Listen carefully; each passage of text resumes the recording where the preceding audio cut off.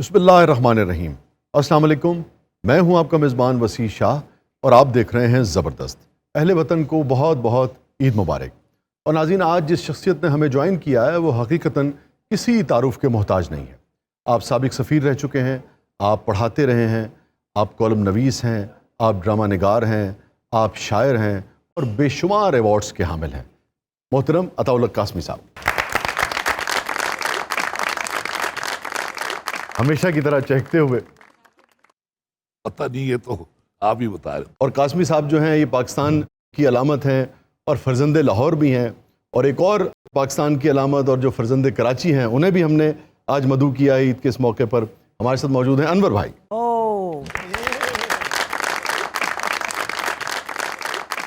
बड़ा शुक्रगुजार हूँ कि आपने मुझे आज भी नहीं बुलाया, मैं खुद ही आया। मैं तो खुद अनवर मकसूद का बहुत मद्दा हूँ। क्या शानदार लिखते हैं और क्या शानदार वो अदाकारी भी करते हैं साहब। मैं आज बड़ा अच्छा महसूस कर रहा हूँ वाह। जनाबे कासमी साहब के साथ। मैं ਇਹ ਬਾਬਾ ਜੀ ਵਿੱਚ ਪਾਣੀ ਪੀਣ ਲੱਗ ਪੈਂਦੇ ਹੋ। ਮੈਂ दौराने गुफ्तगू बाबा कहने से ज़रा परहेज कर। अच्छा, कासमी साहब को भी अगर आप ये कह दें ना, बाबा तो खैर नहीं, मगर अगर आप ये कहें कि भाई कासमी साहब आप मेरे बड़े हैं, बुजुर्ग हैं, कासमी साहब बाकायदा खफा होते हैं इस पर। मैं कहता हूँ तू होएगा। अच्छा कासमी साहब, आपके प्रोफाइल से अब चूंकि सारी दुनिया आगाह है, जिसने इस मुल्क में आंख खोली है उसने आपके प्लेस देखे हैं, आपके कॉलम्स पढ़े हैं, आपकी शायरी सुनी है, आपकी गुफ्तगू सुनी है, तो सारे आगाह हैं। तो मेरा ख्याल था कि आज जरा मुख्तलिफ नौइयत का हाँ बिल्कुल, जो आपके साथ करते हैं। हैं। तो अंदरून लाहौर, जो असल लाहौर जिसे मैं कहूँगा, उससे बड़ा आपका रोमांस है और वो रोमांस आपने उस नस्ल में भी मुंतकिल किया है जिसकी उस पुराने लाहौर से उस तरह से आशनाई नहीं थी। मैं चाहूँगा कि ज़रा उस लाहौर के तस्करे से आगाज़ करते हैं। वैसे वसी आप ये बात सुनकर हैरान होंगे कि मैं पुराने लाहौर में कभी रहा ही नहीं हूँ मैं। लेकिन मेरे ख्याल में एक जो लिखने वाला होता है ना, उसकी ऑब्जर्वेशन ऐसी होती है कि वो एक दफ़ा गुजर जाए कहीं से। अब मसलन ख्वाजा एंड सन जो मैंने लिखा, तो मुझे कई लोगों ने पूछा कि जी आप भाटी गेट में रहते रहे। मैंने कहा नहीं यार, रहता तो नहीं रहा, लेकिन उसका एक एक मंजर जो है ना, एक एक किरदार वहाँ का जो है, यानी आप जाए ना कभी उस तरफ गर्मियों में, जो पहलवान होते हैं उन्होंने बुनियान पहनी होती है, कमीज यहाँ होती है, धोती को उन्होंने मिनी स्कर्ट बनाया होता है और वो बड़े आराम से जा रहे होते हैं वहाँ पे, और कुलचे लग रहे होते हैं, बाकर खानियाँ लग रही होती हैं। अच्छा, एक मंजर मुझे पता नहीं, मेरे ज़हन में को नक्श हो जाते हैं। गर्मियों में बाहर चारपाइयाँ बिछी होती हैं गली में और लोग वहाँ सो रहे होते हैं, या औरतें बाहर बैठ के एक दूसरे की चुगलियाँ कर रही होती हैं। अच्छा, और उसके अलावा एक मंजर जो मुझे याद आता है, जो मैंने अपनी आंख से देखा था, जो आखिरी शो होता है ना सर्दियों में, रात के 9 से 12 तक का, सख्त सर्दी लाहौर में पड़ती है और टिपिकल जो कैरेक्टर होते हैं ना लाहौर के, वो जब निकलते हैं तो एक कमीज पतली सी पहन के ऐसे चलते हैं, और जब वो गली में दाखिल होते हैं वापसी पे ऐसे हो जाते हैं। ये फन्ने खानी कैरेक्टर है ये। वाह वाह। यही माहौल मैंने भी। आपने वैसे कराची के कल्चर पर लिखा है, मगर इस किस्म का माहौल तो कराची में नहीं था। कराची का कल्चर लाहौर से थोड़ा मुख्तलिफ है। वहाँ फ्लैट्स की जिंदगी है ना। हाँ, वहाँ फ्लैट्स फ्लैट। में रहते वहाँ जाते ही बंदा ज्यादातर फ्लैट हो जाता है।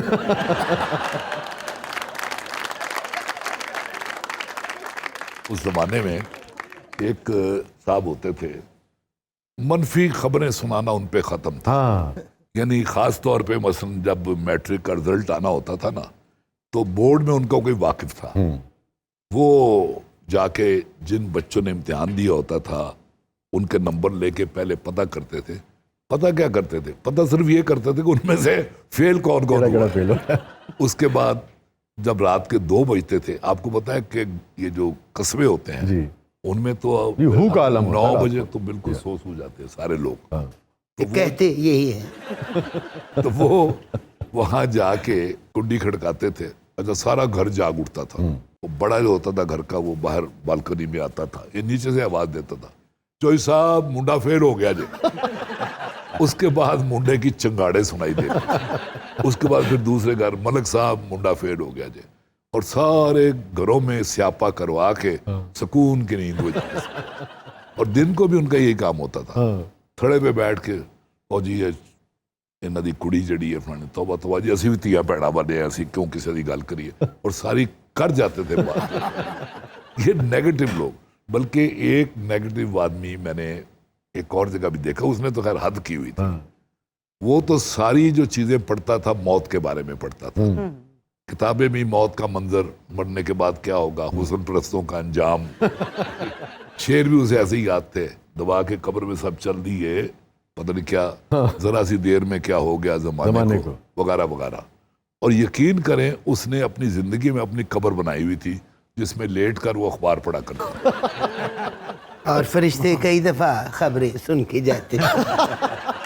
एक बात मैं वसी आपसे कहना चाहता था, ये लाहौरी जो है ना, चाहे वो अंदरूने शहर के हों चाहे वो किसी मॉडर्न बस्ती के हों, जुमलेबाजी इन पे खत्म है। हत्ता कि ये जो शायर लोग हैं जो आपको बड़े सीरियस लगते हैं, वो भी जब बैठते हैं तो वो भी जुमलेबाजी से ही काम लेते हैं। यानी मुझे याद है कि मुनीर न्याजी खास तौर पे, आप भी मिले हुए हैं मुनीर न्याजी से, उनसे ज्यादा तख्लीकी जुमला कोई नहीं कहता। लेकिन उन पर भी एक जुमला रियाज मजीद ने कसा।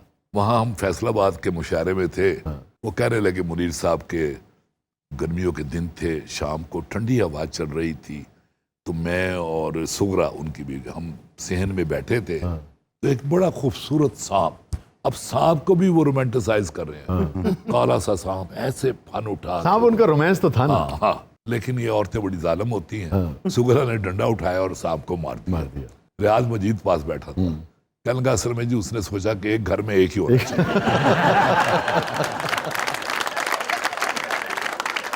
और रियाज साहब का जिक्र हुआ तो क्या शेर है उनका, है वक्त खुश खुश काटने का मशवरा देते हुए, वाह, रो पड़ा वो आप मुझको हौसला देते। बहुत शानदार शायर जी, बहुत शानदार। बल्कि मुझको एक बड़ी मजेदार बात याद आ गई है। यानी अंदाजा लगाएं कि एक बंदा था, मैं उसे हाजी हलाल दे का नाम दूंगा, नाम कुछ और लोग, जी मुझे याद है। तो हाजी हलाल दा ये इरोज सिनेमा ग्वाल मंडी में ये चने बेचता था बाहर, और उसके दोस्तों में टॉप के राइटर्स और फिल्म साज, वो सारे उसके दोस्तों में शामिल थे। एक दो शहजाद अहमद गए उसके पास, तो उन्होंने एक नान और कुछ चने लिए, वो पैसे देने लगे, वो कहने लगा नहीं, हाजी कहने लगा नहीं नहीं शहजाद मैं पैसे नहीं लूंगा। उन्होंने कहा देख हाजी गल है कि दोस्ती अपनी जगह पे लेकिन कारोबार अपनी जगह पे, तो पैसे ले लो। उन्होंने कहा नहीं, जब ज्यादा जिद की ना शहजाद अहमद ने, तो हाजी कहता देख शहजाद अहमद शाम दा वेला सी, तू अगर ना आंदा तो मैं कुत्तियां भी पाना सी। आपने हसन तारिक का नाम सुना होगा, इतना बड़ा फिल्म साज, इतना बड़ा फिल्म साज, रानी साहब जी रानी साहब, बिल्कुल। क्या याददाश्त पाई है।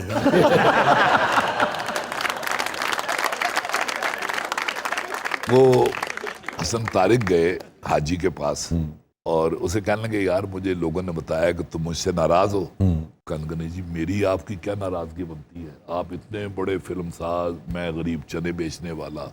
कहते नहीं यार मुझे कई लोगों ने बताया। उन्होंने कहा नहीं मैंने कह रहा हूँ जी तारिक साहब मेरी आपकी क्या लग सकती है।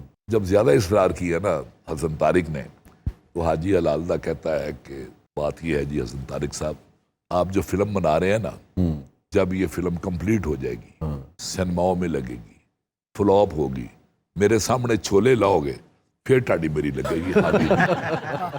अभी आप गए हैं काजिम साहब, मियाँ साहब से मिलके आए हैं, जरा उस मुलाकात का कोई अहवाल तो शेयर करें ना हमसे, कोई खबर तो देने से कहते हैं। नहीं खबर वाली कोई ऐसी बात नहीं थी, क्योंकि मियाँ साहब के साथ मेरे एक खानदानी ताल्लुकात हैं जाती किस्म के, और आपने देखा होगा मैं तो सियासी कॉलम भी जो है नहीं देखता। जी हाँ, बहुत ही कम तो लाइट हल्का फुल्का जो होता है कॉलम, तो उनके वो हल्की फुल्की बातें होती सेहत बेहतर है उनकी अब? मुझे ठीक लगे वो, ठीक लगे। अच्छा, मैंने गौर किया कासमी साहब की बातों में ज़्यादा ठंडी हवा का जिक्र रहा है।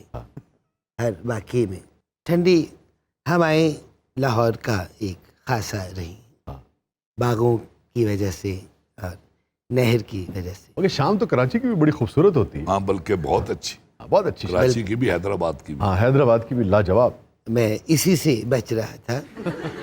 शाम कैसी गुजरती है आपकी? जैसी कासमी साहब की।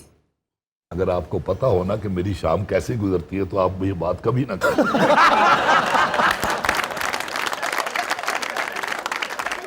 मेरा ख्याल है आपने मेरी कोई शाम देख ली है। नाज़रीन स्टे विद अस, हमारे साथ मौजूद हैं कासमी साहब, अनवर भाई, आप देख रहे हैं जबरदस्त ईद स्पेशल।